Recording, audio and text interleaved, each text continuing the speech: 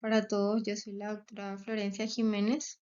Voy a estar hablando sobre la anatomía nasal, el tema de la semana, que desarrollé bajo la tutoría del doctor Alberto Lescano. Como introducción, podemos mencionar que las fosas nasales son unas cavidades que están constituidas por huesos articulados entre sí, en la que se delimitan espacios por donde transitan una variedad de estructuras, tanto vasculares como nerviosas. Esta cavidad está dividida en la línea media por un tabique o septo, que es el tabique nasal, en dos cavidades, en dos cavidades que tienen diferentes paredes. Tienen una pared lateral, una pared medial, un techo y un suelo, que son cada una de las paredes que voy a estar describiendo con mayor detalle en las siguientes diapositivas.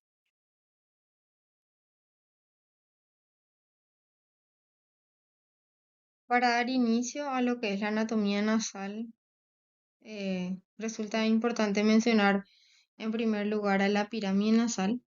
La pirámide nasal es una estructura conformada por elementos óseos, cartilaginosos y fibrosos, de los cuales los tres principales representantes son los cartílagos alares, el cartílago alar superior, el cartílago alar inferior, también el hueso nasal, el hueso propio nasal y la porción del borde anterior del cartílago septal.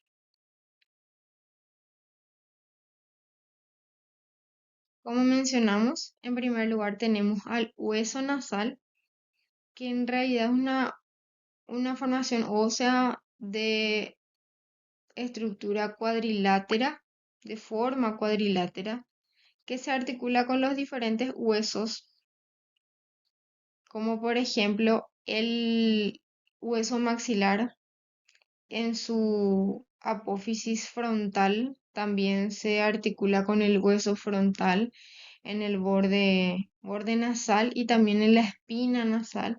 Se articula con el etmoides en su lámina perpendicular y también con los cartílagos laterales o alares superiores.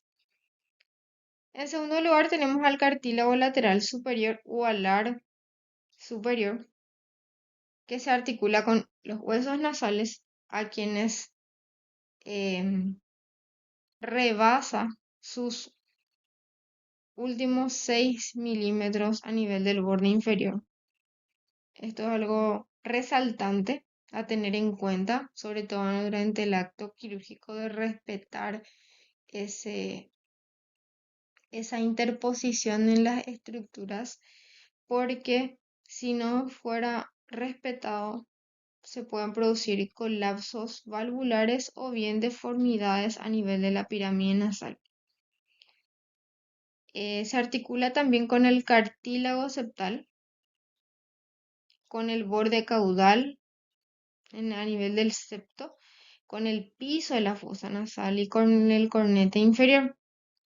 A este nivel, en donde se produce la articulación con el cartílago septal, con el piso de la fosa nasal y con la cabeza del cornete inferior, es donde se forma la válvula nasal interna, que representa la zona de mayor resistencia a la entrada de aire en la cavidad nasal y debe tener un ángulo de por lo menos 10 a 15 grados. Si fuera menos de 10 grados el ángulo, existe gran probabilidad de que se produzca una obstrucción nasal por una insuficiencia valvular. El punto, otro dato importante a mencionar es que el punto en donde confluyen los huesos propios nasales con el cartílago alar superior y el cartílago septal se llama área K o de Keystone, que es una estructura importante que le brinda estabilidad a la pirámide nasal, estabilidad estructural. Finalmente, tenemos al cartílago alar inferior. Este cartílago está formado por tres cruras que son la lateral, la medial y la intermedia. La crura lateral se dirige hacia arriba y hacia atrás, no llega a contactar con el hueso maxilar. La crura medial tiene unas dimensiones más pequeñas en comparación con la crura lateral. Se dispone hacia adelante, hacia la columela, ayudando en su formación. Y entre estas ambas cruras, la medial y la lateral, el punto en el que se, el punto de transición entre estas dos es que se encuentra la crura intermedia. Crura intermedia o también llamada domo. Es la zona entonces de transición entre la crura lateral y la medial. En cuanto a la musculatura, a nivel de la pirámide nasal se pueden mencionar las siguientes. Tenemos el músculo prócer o piramidal, el músculo nasal, cuyas porciones son una porción alar y una porción transversa, el músculo elevador común del ala y del labio superior y el músculo depresor del septo. Estas estructuras musculares lo que hacen es darle soporte a las estructuras nasales. El prócer o piramidal es elevador de la nariz. El depresor del septo, como su nombre lo dice, deprime el septo y también la punta nasal. Aparte de eso, expande las narinas en inspiración profunda. El músculo elevador del ala acorta la nariz y expande las narinas. Y finalmente, el, el nasal en la porción transversa cierra la narina y en su porción alar las dilata. Tenemos los ligamentos de la pirámide nasal, tenemos el interdomal y el intercrural. El interdomal lo que hace es conectar las dos cruras en la unión cefálica del segmento infralobular. Es fácilmente identificable en todas las narices, con frecuencia es rígido. Durante la rinoplastía lo que se hace es una sutura interdomal justamente de forma rutinaria para acortar, para reducir esa distancia interdomal y eso en realidad representa restablecer justamente este ligamento interdomal.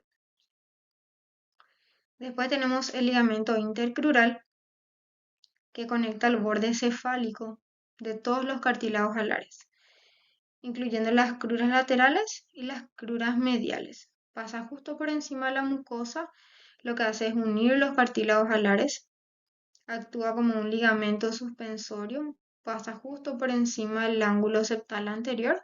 En la porción media se encuentra posterior al ligamento interdomal y se encuentra profunda al ligamento de Pitangui que vamos a mencionar posteriormente. El componente caudal de este ligamento constriñe tirando la crura medial hacia el tabique caudal. Ligamento piriforme, que es un ligamento ancho que se encuentra entre los huesos de la apertura piriforme y también entre los cartílagos adyacentes, que lo que hace es reforzar el espacio mucoso, es una estructura dinámica y se asocia con la insuficiencia de la pared lateral. Después tenemos el ligamento, perdón, de Pitangui, que fue escrito por él. Describió este ligamento que se origina en la superficie inferior de la dermis, recorre hacia abajo y entre los cartílagos alares. Está conectado al depresor del tabique nasal, se forma a partir de una división del esmás medial a nivel de la válvula nasal interna y se divide en dos porciones, en una superficial y en una profunda. La capa medial superficial va caudalmente por encima del ligamento interdomal y la capa profunda va por debajo del ligamento interdomal y se extiende hacia la espina nasal anterior. Tenemos el ligamento de Scroll, que es una inserción fibrosa entre el borde cefálico del cartílago alar inferior y el borde caudal del cartílago alar superior. Y también otra inserción fibrosa distinta que va desde la superficie inferior del músculo transverso hasta la unión de scroll, formando los ligamentos de scroll longitudinal y vertical. Ahora vamos a pasar a hablar de las fosas nasales propiamente dichas, que son estructuras principalmente óseas, osteocartilaginosas, entramadas entre sí y en las que se pueden mencionar las distintas paredes de la nariz, el techo, el piso, la cara medial y la cara lateral. Vamos a estar hablando entonces cada una de esas partes de las fosas nasales. Empezando con la estructura a nivel de las fosas nasales, tenemos que mencionar primeramente lo que es el techo de la fosa nasal. El techo de la fosa nasal está formado por diferentes estructuras óseas. En una dirección de anterior a posterior sería por el hueso nasal, el propio nasal, el hueso frontal, la lámina cribosa del etmoides y el cuerpo del esfenoide. El techo tiene una dirección que es declive de superior a inferior y de anterior a posterior. El hueso etmoides, la porción que forma el techo de la fosa nasal, sería la porción de la lámina cribosa de la apófisis cristagalli y a los costados las masas laterales que contienen las celdas etmoidales. Em, Principalmente el techo está formado por la lámina cribosa, que lo que hace es separar la fosa nasal justamente de la fosa craneal anterior. Se sitúa de posterior a la espina nasal del frontal y hacia posterior se une con el cuerpo del esfenoides. En la lámina cribosa tenemos estructuras relacionadas con el órgano del olfato. Tiene en su porción vertical una apófisis de proyección superior, que es la apófisis cristagalli, y a los costados tiene las masas laterales. Este, este techo de la fosa nasal es muy importante porque en las maniobras quirúrgicas existe el riesgo entonces de penetrar en la base del cráneo directamente si es que no se realiza la manipulación con cuidado por la proximidad del etmoides que es justamente el que divide la fosa nasal de la fosa craneal anterior. También importante mencionar que en la apófisis cristagalli, aparte de los numerosos agujeros cribosos que tiene, que son para los filetes del nervio olfatorio, presenta también dos orificios, que son la hendidura etmoidal y el agujero etmoidal anterior o cribo etmoidal, que es por donde pasan la arteria y el nervio etmoidal anterior y que posteriormente vamos a mencionar que se encargan de la vascularización de la fosa nasal. Lateralmente acá al lado de la lámina cribosa están las masas laterales en donde se encuentran las celdas etmoidales. En segundo lugar tenemos al hueso frontal, que tiene una porción nasal, que sería la espina nasal, y que tiene un borde nasal también.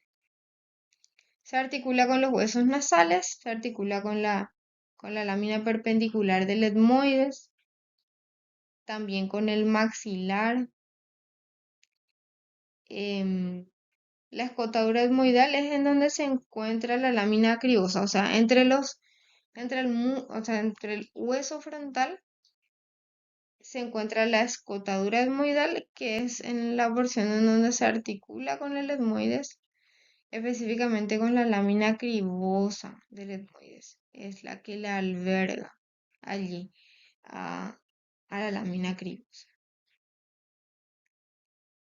Em, es muy importante esto porque la lámina cribosa representa el techo de la fosa nasal y en ocasiones se encuentra inferior a lo que sería el techo del etmoides.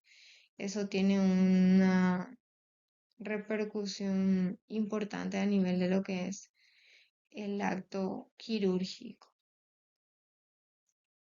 Después tenemos el hueso esfenoides en su cara anterior e inferior del cuerpo nacen las alas del esfenoides, el ala mayor, el ala menor, la apófisis pterigoides, medial, lateral. El receso esfenoidal es muy importante porque comunica lo que es el seno esfenoidal con la fosa nasal.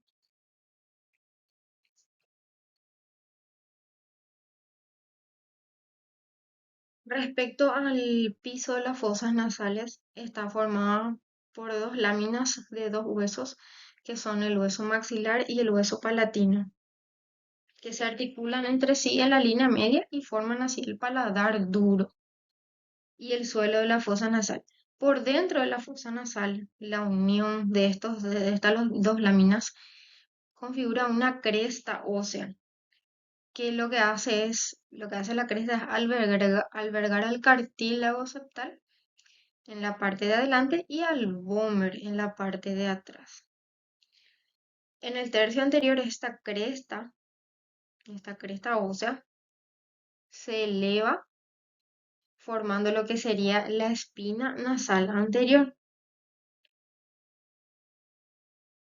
A nivel de lo que sería la pared medial de la fosa nasal, tenemos esta estructura osteocartilaginosa que está integrada, conformada por el cartílago septal, la lámina perpendicular del etmoides, el vómer y las crestas, tanto el hueso palatino como del hueso maxilar. El vómer ocupa la parte posterior del tabique, se articula con el esfenoides a nivel posterior, inferiormente con la cresta nasal del palatino y del maxilar. Anteriormente se articula con el cartílago septal y con la lámina perpendicular del etmoides. El vómer delimita en la zona posterior las coanas en conjunto con la apófisis medial, o sea, la apófisis pterigoides medial del esfenoides, y es lo que da lugar al- a la pared posterior y sería la entrada hacia la rinofaringe. Esa es la delimitación de las fosas nasales a nivel posterior, lo que serían las coanas. Por último, la última pared y la más compleja es la pared lateral de la fosa nasal. En la constitución de esta zona interfieren varios huesos, que son el etmoides, el cornete inferior, el maxilar, el esfenoides y el palatino, así como el hueso lagrimal también. Vamos a ir hablando, desglosando cada uno de estos huesos, las estructuras de la pared lateral de la fosa nasal en las siguientes diapositivas. Continuando con lo que sería la pared lateral de la fosa nasal, tenemos varias estructuras óseas en una anatomía compleja. El principal hueso sobre el que se articula, podríamos decir, el resto de las estructuras óseas de la pared lateral sería el hueso etmoides. El hueso etmoides, con sus masas laterales, que penden a cada lado de la lámina cribosa, forma el centro de lo que sería la pared lateral de la fosa nasal. Estas masas laterales en su cara externa están representadas por la lámina papirácea, que es la lámina orbitaria, y en la lámina, perdón, en la pared medial presentan lo que sería la lámina de los cornetes, de donde se forman el cornete superior, el cornete medio y el cornete supremo en algunos casos. Cada uno de esos cornetes tiene tres prolongaciones de los tres planos del espacio.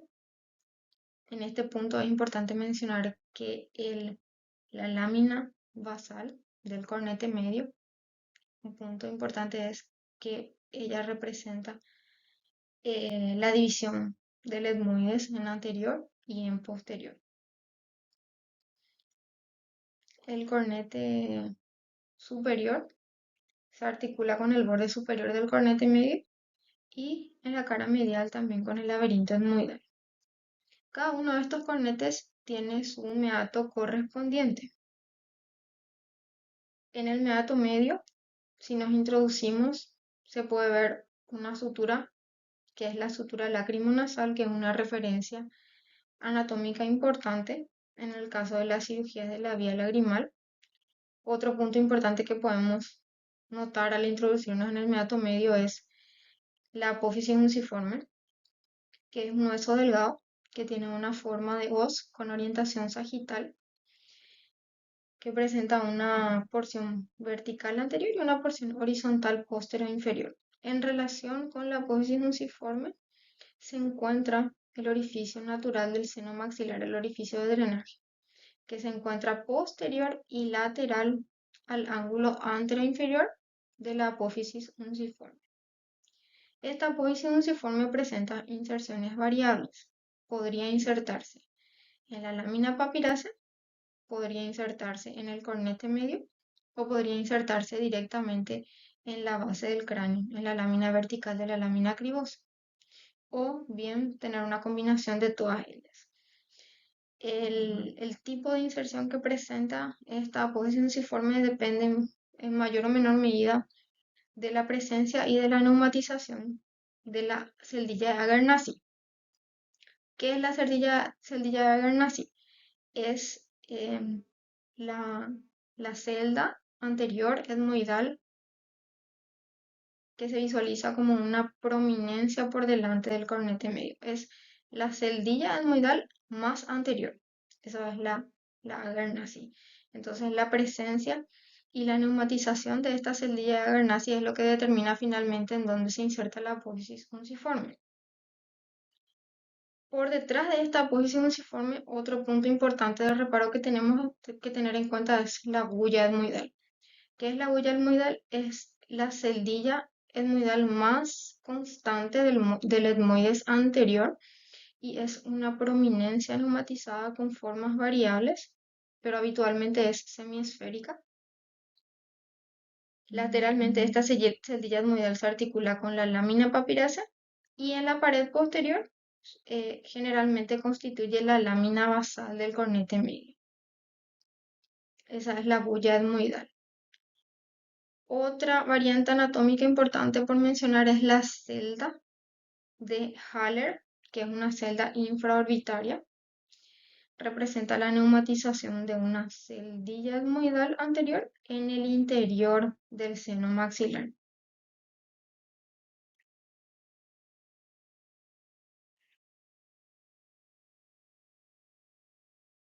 En esta diapositiva podemos observar el meato medio. Se observa en la región del meato medio. En esta imagen podemos observar la sección de una porción del cornete medio que deja ver en el interior el infundíbulo etmoidal. El infundíbulo etmoidal es un espacio tridimensional que se encuentra limitado en la región lateral por la lámina papirácea del etmoides, medialmente por la apófisis unciforme del etmoides y posteriormente por la cara anterior de la bulla etmoidal.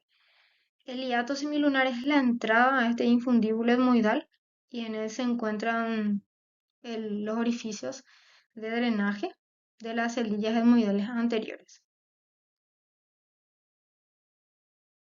Siguiente hueso que forma parte de la pared lateral de la fosa nasal es el hueso maxilar, que es un hueso voluminoso por la presencia de su gran cavidad, que es el seno maxilar, que aproximadamente tiene un volumen de 14 cc.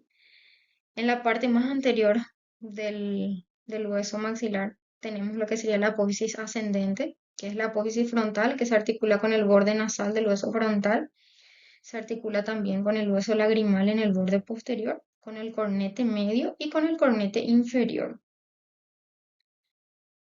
El orificio del seno maxilar, así como mencionamos, está en relación con la apófisis unciforme.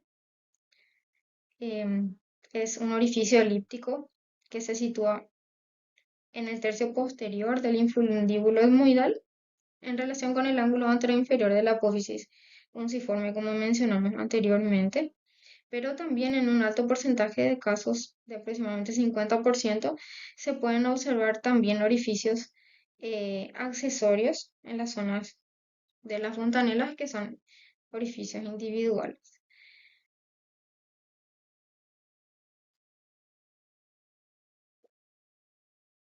Después tenemos también a lo que sería el hueso palatino. El hueso palatino está ubicado por detrás del maxilar y tiene dos láminas, una horizontal y una vertical.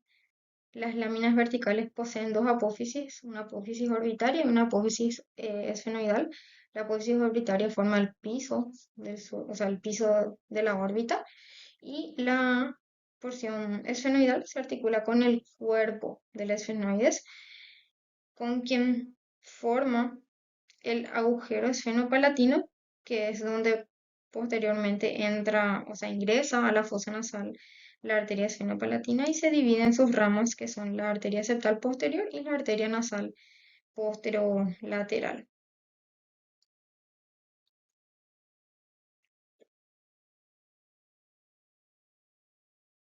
Tenemos al hueso esfenoides, que forma parte también de la región del techo de la fosa nasal, a través de la apófisis pterigoide, específicamente de su cara medial. Forma parte también de la porción más posterior de la pared nasal lateral.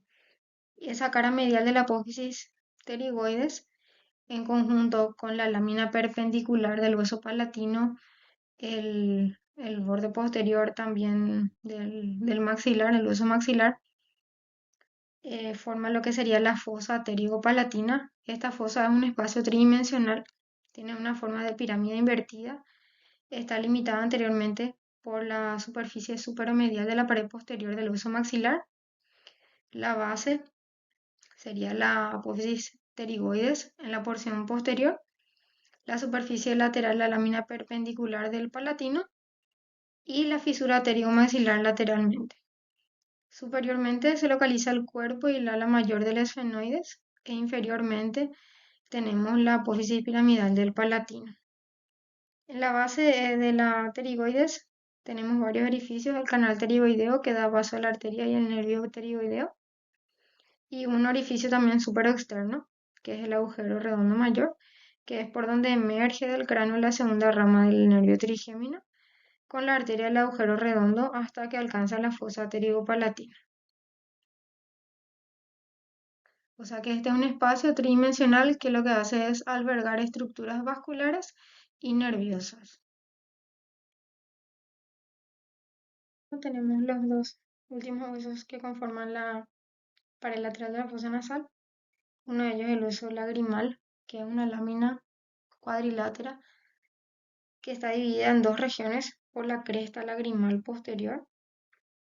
Se articula con la lámina papiracia del etmoides a nivel del borde posterior, y a nivel del borde anterior se articula con la apófisis frontal del hueso maxilar. Entre la cresta lagrimal anterior y la cresta lagrimal posterior se encuentra la fosa lagrimal. La unión entre el hueso maxilar y el hueso lagrimal es a través de la sutura lacrimomaxilar. Esta sutura endonasalmente se corresponde con la línea maxilar, que es una referencia anatómica importante para el abordaje endonasal. El conducto lacrimonasal está formado por la unión entre el hueso maxilar lateralmente y el hueso lagrimal y la apófisis lagrimal del cornete inferior medialmente. Después tenemos el cornete inferior, que es un hueso independiente, se sitúa en la parte inferior de la pared lateral de la fosa nasal. Se articula en la región anterior con la cresta conchal de la apófisis ascendente del maxilar y posteriormente con la cresta conchal del hueso palatino. Entre esas dos inserciones se une con el borde inferior del hueso lagrimal a través de la apófisis lagrimal, se une también con el hueso maxilar a través de la apófisis maxilar y con el extremo posterior de la apófisis unciforme. En el techo del meato medio se encuentra el orificio de desembocadura del conducto lacrimonasal. Se encuentra aproximadamente a 1,5 centímetros de la inserción del cornete inferior en la apófisis ascendente del maxilar y habitualmente está cubierta por una válvula, que es una superficie mucosa, que se denomina válvula de Hasner. La vascularización de la nariz está dado por importantes arterias, ramas, tanto de la carótida externa como de la carótida interna. Las principales son la arteria etmoidal anterior, la arteria etmoidal posterior, la arteria esfenopalatina y la arteria palatina descendente. La arteria etmoidal anterior es una rama de la arteria oftálmica que se origina entre el músculo oblicuo superior y entre el recto interno y penetra a través del foramen etmoidal anterior junto con el nervio etmoidal anterior.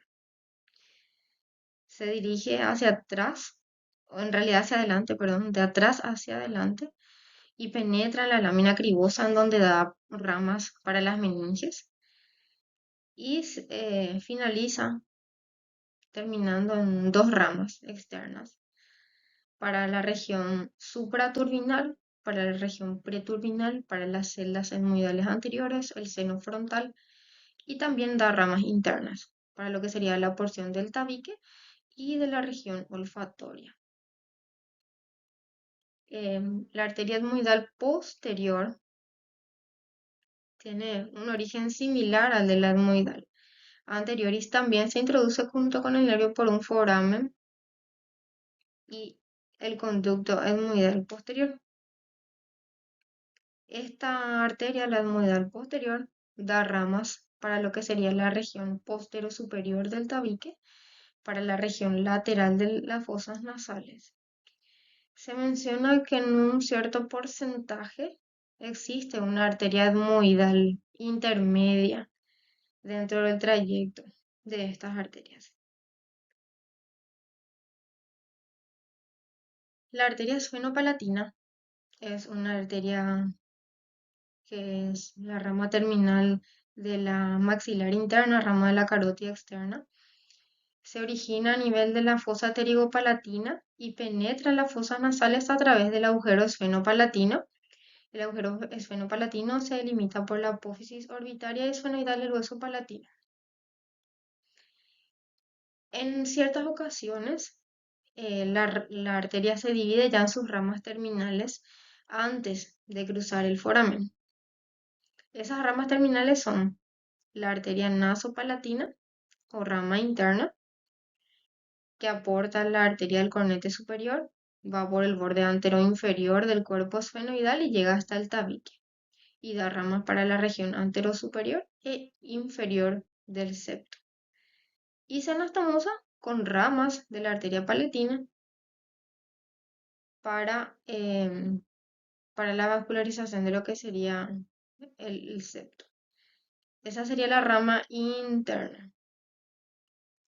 La rama externa se divide y da arterias para lo que sería el cornete inferior y cornete medio y para sus correspondientes meatos, el meato medio y el meato inferior. Palatina descendente es también una rama de la arteria maxilar interna. Desde la fosa pterigopalatina se dirige hacia el conducto palatino posterior, atraviesa el agujero palatino mayor y aporta sus ramas terminales. Se curva horizontalmente y se dirige hacia adelante por el paladar duro y da ramas también para anastomosarse con ramas de lo que sería la arteria nasopalatina, rama de la arteria esfenopalatina. Venoso de la nariz va desde una profusa red en la mucosa y sigue tres caminos, uno anterior, uno posterior y uno superior. El drenaje anterior se dirige hacia la vena facial. El drenaje posterior atraviesa el foramen esfenopalatino y desemboca en el plexo pterigoideo. El drenaje superior se realiza por la vena etmoidal, quienes siguen el mismo trayecto que su arteria homónima y desembocan en la vena oftálmica. De las fosas nasales está dada por ramas del nervio trigémino, del nervio oftálmico y del nervio maxilar superior, que son ambas ramas del nervio trigémino. En primer lugar tenemos el nervio etmoidal anterior o nasal interno, que es rama del nervio nasociliar, rama del nervio oftálmico. Este nervio atraviesa el conducto etmoidal anterior. En la lámina cribosa se divide en dos ramas para las fosas nasales, una rama interna y una rama externa. En la rama interna desciende en sentido anterior por el septo y la rama externa va por la pared lateral de las fosas nasales y se divide en un filete posterior que sería para la cabeza del cornete medio inferior y un filete anterior que va por la cara interna de los huesos propios nasales y el cartílago lateral superior. Después tenemos lo que sería el nervio infratroclear o nasal externo, que al igual que el nervio anterior, es rama del nervio nasociliar. Desde su origen va en busca de la polea del oblicuo superior y antes de abandonar la órbita se divide en ramas para el saco lagrimal, para la conjuntiva, para las carúnculas lagrimales, para la piel de la raíz a nivel del dorso nasal y también para la parte interna de los ojos. Finalmente, el nervio esfenopalatino nace del nervio maxilar superior, del plexo pterigoideo en la fosa pterigopalatina. No se origina en el ganglio esfenopalatino a pesar de que discurre sobre él. Y se divide en nervios nasales superiores o nervios esfenopalatinos externos, en un nervio nasal interno o esfenopalatino interno y en nervios palatinos. Los nervios nasales superiores se sitúan por delante de la arteria a nivel del agujero esfenopalatino y finalizan distribuyéndose entre los cornetes superior y medio. El nervio nasal interno o esfenopalatino interno desciende por un canal cercano al borde anterior del gómer, va hacia adelante y penetra en el agujero palatino anterior. Y los nervios palatinos, que son por lo general tres, se distribuyen por el cornete inferior, por el paladar duro y por el velo del paladar con fibras motoras y sensitivas. La inervación autonómica se da principalmente a través de los plexos perivasculares. Las ramas simpáticas vienen del plexo pericarotídeo a través de la carótida interna y externa.